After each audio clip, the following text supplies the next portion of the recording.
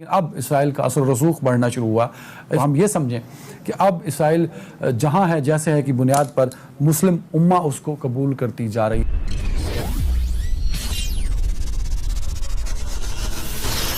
Hello دوستو، جے ہند، کیسے ہو guys? Welcome my YouTube channel Hindustan special. کل اسرائیل اور یو اے کے بیچ ایک امن سمجھوتا ہوا جس کی گھوشنا پریزیڈنٹ ٹرمپ نے خود سوشل میڈیا پر کی. اس خبر سے پاکستان سے دھواں اٹھ رہا ہے کیونکہ پاکستان ایک اکیلا ایسا دیش ہے جو اسرائیل کو نہیں مانتا. پاکستان کی نیتی ہمیشہ اسرائیل کے خلاف رہی ہے، اس لیے یو اے ای اور اسرائیل کے قریب آنے سے پاکستان کو بہت دکھ ہو رہا ہے. پاکستانی میڈیا اس پر اپنی جلن کو نہیں چھپا پایا اور اس نے اپنی سوچ اسرائیل کے خلاف اجاگر کر دی. دونوں دیشوں کے امن سمجھوتے سے پاکستان جل اٹھا. آج کی ویڈیو میں عدنان حیدر اور جنرل اعزاز ایوان نے اور کیا کہا، تو چلیے دوستو آج کی ویڈیو کی طرف چلتے ہیں. ایک ٹویٹ جو کہ ڈونلڈ ٹرمپ نے کیا اور وہ پاکستان کی ٹی وی سکرینز پر ایک بریکنگ نیوز بن کے چلا، وہ تھا اسرائیل اور یو اے ای کے درمیان ہونے والا امن معاہدہ. اسرائیل 1948 میں بنا. 1948 میں بننے کے بعد یہ عرب ممالک کے ساتھ جو تعلقات ہیں وہ نہ ڈیولپ ہو سکے، لیکن آج جو امن معاہدہ ہوا ہے اسرائیل اور یو اے ای کے درمیان، یہ تیسرا عرب ملک ہے یو اے ای جس نے اسرائیل کے ساتھ امن معاہدہ کیا اور سفارتی تعلقات کو بہتر بنانے کے لیے اور سفارتی تعلقات قائم کرنے کے لیے بلکہ کہنا چاہیے قائم، کیونکہ اس سے پہلے سفارتی تعلقات نہیں تھے، قائم کرنے کے لیے پہلا قدم تھا. اور یہ کریڈٹ ٹرمپ اپنے صحرا اپنے سر باندھ رہے ہیں اس جو آج ڈیولپمنٹ ہوئی ہے اسرائیل اور یو اے ای کے درمیان. اس سے پہلے مصر نے 1979 میں امن معاہدہ کیا تھا، جبکہ مصر پہلا ملک تھا، اور اس کے بعد دوسرا عرب ملک اردن تھا جس نے 1994 میں امن معاہدہ اسرائیل سے کیا تھا، اور یوں یو اے ای تیسرا ملک بن چکا ہے. ہم ایک شعر بڑے بچپن سے پڑھتے آ رہے ہیں اور اب تک وہ شعر پڑھا جاتا ہے، شاید یہ شعر ہی رہے گا کہ ایک بار اور تو یثرب سے فلسطین میں آ، راستہ دیکھتی ہے مسجد اقصیٰ تیرا. جہاں نماز نہیں ہوتی بعض اوقات وہاں ایسا بھی ہوتا ہے کہ اسرائیلی فوجی جوتوں کے ساتھ ہمارے قبلہ اول میں ہماری مقدس ترین جگہ پہ گھس جاتے ہیں اور بے حرمتی کرتے ہیں اور ہمارے جذبات مجروح ہوتے ہیں. یہ ایک پہلو ہے. دوسرا پہلو مظلوم فلسطینی ہیں جن کی زمینوں پر قبضہ کیا گیا، جن کے ملک پر قبضہ کیا گیا، جن کے علاقوں پر قبضہ کیا. تو پاکستان ہمیشہ اس پر آواز اٹھاتا رہا ہے اور دنیا بھر کے مسلمان ملک اٹھاتے رہے ہیں، لیکن اب اسرائیل کا اثر و رسوخ بڑھنا شروع ہوا اس کانٹیکسٹ میں کہ اسرائیل مسلم ممالک کے ساتھ تعلقات بنانا شروع ہو گئے، سفارتی تعلقات قائم کرنا شروع ہو گئے. تو ہم یہ سمجھیں کہ اب اسرائیل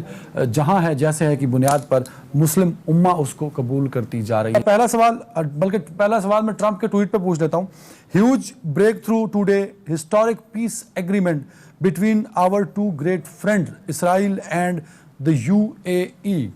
ٹرمپ کریڈٹ لے رہے ہیں سر اس ڈیل کا. جی یقیناً انہیں کریڈٹ جاتا ہے، کیونکہ یہ جو ڈیل ہوئی ہے اور جس طریقے سے وہاں کرائی گئی ہے، اس میں ایک تو جو پریزیڈنٹ ڈونلڈ ٹرمپ ہیں وہ بڑے کلیئر ونر ہیں اس معاملے میں کہ انہیں انتخابات سے پہلے وہ بڑی کامیابی مل گئی جو جیوش لوبی کو ان کی لائن میں لا کے کھڑا کر دے گی، ڈومیسٹک پولیٹکس میں بھی اور مڈل ایسٹ پولیٹکس میں بھی. تو یہ یقیناً اسی لیے وہ اتنے خوش ہو کر ٹویٹ کر رہے ہیں کہ ان کے لیے یہ بذات خود ایک بہت بڑی کامیابی ہے. اور دوسرا اسرائیل کے لیے اور امریکہ کے لیے اس طرح بھی ایک بڑی کامیابی ہے جو ہمارے لیے قابل افسوس ہے کہ اس ڈیل کے بعد جو انہوں نے کہا ہے کہ other Muslim countries will follow, تو اب اگر اردن، ایجپٹ اور اب یو اے ای ہے اور اس کے بعد اگر کچھ اور مسلم ممالک ان کو تسلیم کرنے کی طرف بڑھتے ہیں اسرائیل کو، تو یقیناً مسلم امہ کو ڈیوائیڈ کرنے میں اسرائیل اور امریکہ پاکستان کہاں کھڑا ہوگا سر اگر آپ کا یہ خدشہ درست ثابت ہو جاتا ہے، اگر اللہ نہ کرے پہلے تو پاکستان کہاں کھڑا ہوگا سر؟ دیکھیں پاکستان کے لیے پہلی بات یہ ہے کہ آج تک ہم نے ریکگنائز نہیں کیا ان کو، اور پاکستان کی کوئی بھی سیاسی پارٹی جس طرح کا ہمارا ماحول بنتا ہے اور جس طریقے سے ہماری ایک جذباتی کیفیت ہے مسلمانوں پاکستانیوں کی، اس میں کوئی بھی سیاسی پارٹی اتنی بھاری قیمت ادا کرنے کے لیے تیار نہیں ہوگی کہ وہ فوراً اسرائیل کو تسلیم کرنے کے لیے چل پڑے اور ان کے ساتھ سفارتی تعلقات بحال کرے. کیونکہ یروشلم کا تقدس جس طریقے سے پامال اسرائیلی سولجرز کرتے ہیں اور جس طریقے سے وہاں ان کا رویہ ہے اور جو پیلسٹینین مسلمانوں کے ساتھ وہ ظلم روا رکھے ہوئے ہیں، اس پہ اتنا بڑا ڈیسیژن پاکستان میں مجھے بہت جلد ہوتا ہوا نظر نہیں آتا. نہیں بہت جلد کیا مطلب آپ کو بہت جلد سے کیا مراد لوں کہ ہو سکتا ہے کوئی کچھ اس پر ورکنگ ہو رہی ہے بیک ڈور کچھ اقدامات ہو رہے ہیں کیا کہ فیوچر میں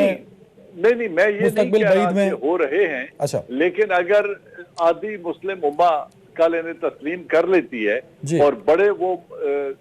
عرب ممالک ان کو تسلیم کر لیتے ہیں تو یقیناً OIC میں تو ایک بہت بڑی ڈویژن آ جائے گی. تمام باتیں اور آج UAE کا تسلیم کر لینا اسرائیل کو کیا یہ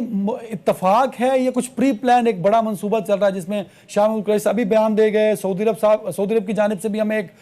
سرد موری نظر آتی ہے اور آج جو کچھ ہوا سر؟ دیکھیں میں یوں سمجھتا ہوں کہ مسلم امہ